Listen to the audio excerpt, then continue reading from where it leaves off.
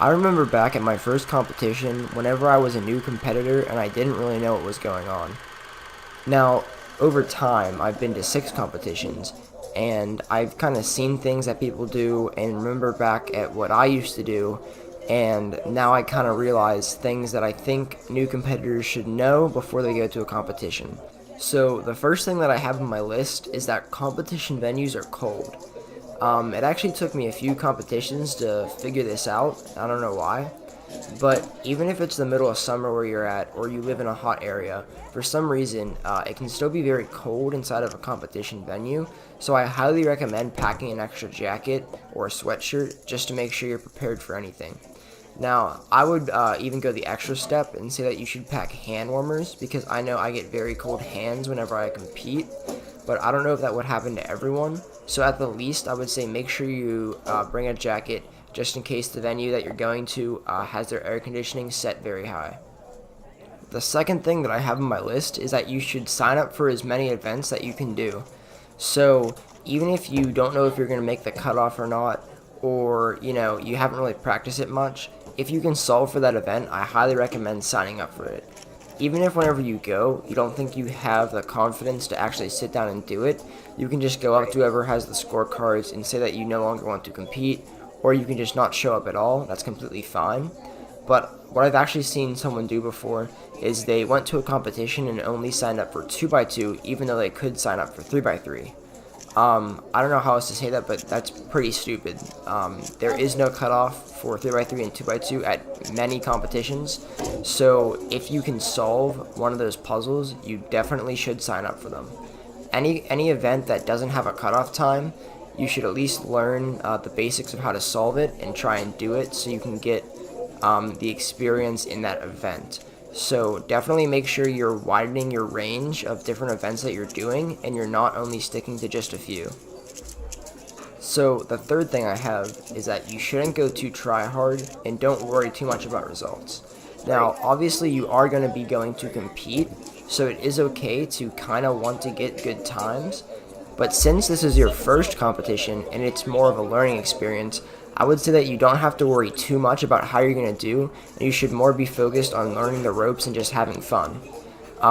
You don't need to grind out the event right before you go up to do it, and if you don't make a second round or anything, you don't have to get too beat up about it.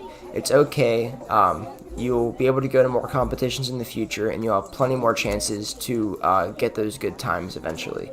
So don't be too focused on checking cube comps every 5 minutes or anything like that. Just be relaxed and take it easy.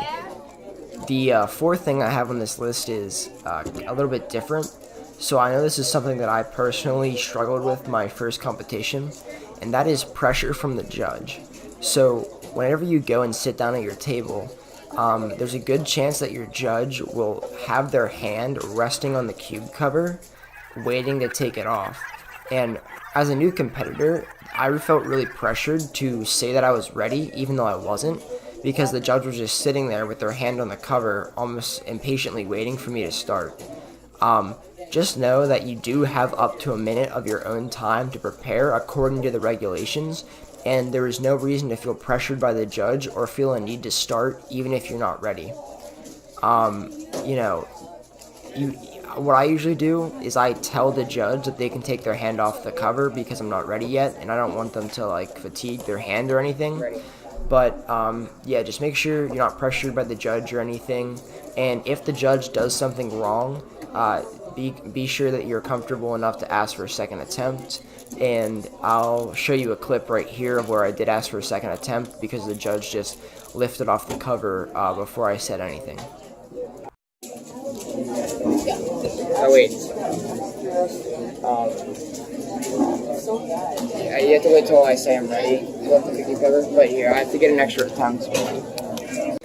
And the fifth thing I have on my list is that you should ask questions. Whether you're asking questions in the comments of this video to other cubing friends who've been to competitions, or when you actually get to the competition and you're just asking questions, just ask. If you don't know how to do something, if you don't know how to judge, if you don't know where you should be going, ask someone who's been there before, and they will probably tell you.